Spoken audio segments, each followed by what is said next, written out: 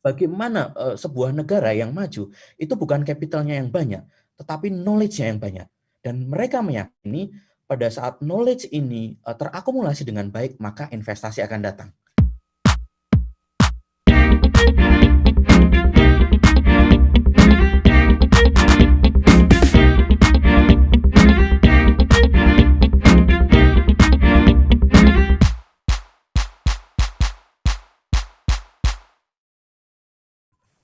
Terima Baik, kasih Pak Bahtiar, keren. terima kasih Pak Baktiar. Sebelum masuk nih ke Bung Rocky, dari Pak Bahtiar sendiri kira-kira bagaimana prospek ke depan Pak dengan kebijakan baru ini, dan apa kira-kira masukan dari Pak Bahtiar agar arah riset nasional kita ke depannya semakin berkembang, bukannya semakin diributin gitu. Kasih Rocky dulu aja, itu Ya, berat, itu pasti setengah jam jawabnya Pak Bahtiar. Pak, sebentar Pak, sebelum Bung Rocky Pak.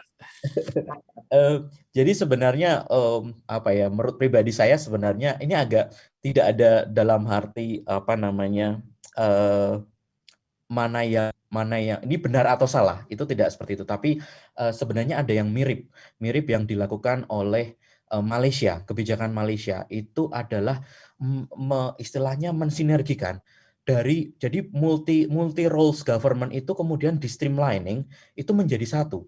Jadi ada semacam penunjukan siapa yang bertanggung jawab untuk mengembangkan inovasi dan teknologi nasional. Jadi mereka itu punya semacam grand design 40-50 tahun. Bahkan ada yang Cina itu sampai 100 tahun. 100 tahun gambaran ini itu mau seperti apa. Jadi memang ada beberapa peleburan supaya tidak overlapping, supaya tidak tumpang tindih. Siapa melakukan apa itu dijadikan satu. Nah, yang membedakan barangkali itu adalah bagaimana menjaga independensi sebuah riset. Riset itu ya fungsinya riset. Dia harus bebas nilai. Goals-nya utamanya itu adalah mencapai kehidupan yang lebih baik.